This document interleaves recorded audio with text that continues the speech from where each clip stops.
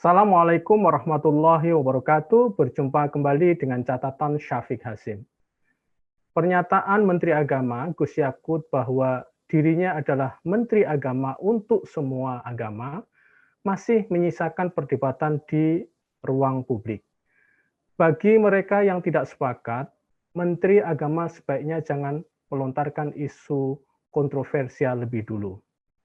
Lebih baik sang menteri membenahi hal-hal yang sekarang ini sedang terjadi, seperti keterbelahan warga negara, disharmoni, dan naiknya intoleransi, serta masalah-masalah lainnya. Pendek kata, bagi kalangan yang menginginkan agar Menteri Agama sekarang tidak terlalu mengumbar pernyataan yang retoris. Kritik ini terucap karena berdasarkan pengalaman masa lalu di mana Kementerian Agama terkadang absen dari peristiwa-peristiwa konflik sosial di bawah. Benar adanya bahwa menteri agama pendahulu tidak semuanya bersikap konsisten dalam menjalankan posisi mereka sebagai menteri semua agama.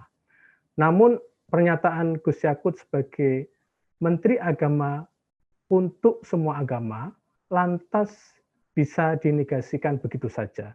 Saya kira tidak demikian halnya. Saya berpendapat pernyataan menteri untuk semua agama kepada publik tetap perlu dikemukakan, meskipun itu sudah diucapkan oleh pendahulunya. Sekilas pernyataan Menteri Agama untuk semua agama memang nampak normatif, namun ini adalah pernyataan yang berdasarkan kepada konstitusi kita. Konstitusi kita adalah konstitusi untuk semua agama dan bahkan juga untuk keyakinan yang disebutkan di dalamnya. Kita sering lupa bahwa keyakinan itu tidak selalu berbentuk dalam agama besar seperti yang kita saksikan saat ini, namun juga pada keyakinan-keyakinan dan kepercayaan-kepercayaan lokal. Menurut konstitusi kita, mereka semua berhak mendaku bahwa menteri agama adalah menteri mereka juga, bukan hanya menteri umat Islam saja. Bahkan Indonesia tidak menyatakan agama Islam sebagai agama resmi, sebagaimana yang terjadi di Malaysia dan juga Brunei Darussalam sebagai misal. Meskipun mayoritas umat beragama adalah pengikut Islam. Kita memiliki 6 agama yang terdaftar. Islam, Protestan, Katolik, Hindu, Buddha, dan Konghucu, dan semua mendapatkan pelayanan dari Kementerian Agama. Bahkan seluruh keyakinan dan kepercayaan yang hidup di negeri ini seharusnya juga mendapatkan pelayanan sebagaimana pelayanan yang didapatkan oleh agama-agama yang terdaftar tadi. Itu mandat konstitusi kita, namun sampai saat ini nampaknya mereka belum tersentuh. Belum lagi kelompok di dalam agama seperti Ahmadiyah dan Syiah. Karenanya, dalam pandangan saya pernyataan Menteri Agama sebagai Menteri semua agama adalah bentuk kewajiban konstitusional. Bahkan perlu ditambah di sini, Menteri semua agama, keyakinan, dan kelompok-kelompok keagamaan lainnya yang ada di dalam mereka. Dalam konteks Indonesia sebagai negara yang terdiri dari berbagai macam agama dan juga keyakinan, menjalankan pernyataan Menteri Agama untuk semua agama, baik dalam kebijakan maupun di dalam program-program praktis Kementerian Agama adalah hal yang selalu diinginkan oleh setiap Menteri Agama yang menjabat. Namun nyatanya melaksanakan itu tidak mudah. Dalam kenyataan, kita memiliki mayoritas agama yang sangat signifikan, yakni Islam yang mencapai 87% lebih, dan sebaliknya jumlah minoritas agama yang sangat kecil, yakni sekitar 13%.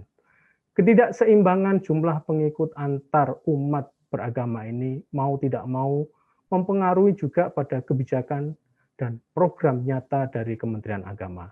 Dari segi pelayanan kehidupan keagamaan saja, jelas umat mayoritas akan mendapatkan jumlah pelayanan yang lebih besar karena jumlah populasi mereka yang besar pula. Umat minoritas akan mendapatkan pelayanan sesuai dengan jumlah populasi mereka juga. Hal seperti ini sebenarnya sudah benar. Namun, yang menjadi persoalan kita sebenarnya tidak terletak pada masalah seperti di atas. Secara umum, kelompok minoritas akan memahami kebijakan dan program pelayanan keagamaan yang didasarkan pada jumlah populasi umat beragama tertentu. Kaum minoritas tidak komplain dengan jumlah madrasah, ibtidaiyah, sanawiyah, aliyah di bawah Kementerian Agama yang mencapai ribuan. Yang negeri 4 ribuan dan swasta 78 ribuan. Mengapa? Karena itu yang memang mereka butuhkan untuk setiap warga dalam hal mendapatkan hak pendidikan mereka. Demikian juga dalam bidang yang lain. Hal yang paling penting bagi kelompok minoritas adalah mereka juga harus mendapatkan pelayanan yang setara dari Kementerian Agama, sesuai dengan kebutuhan dan juga populasi mereka juga. Hal yang sering mengganggu kita adalah persoalan-persoalan yang berkaitan dengan favoritisme dan penggunaan agama sebagai politik identitas yang berlebihan.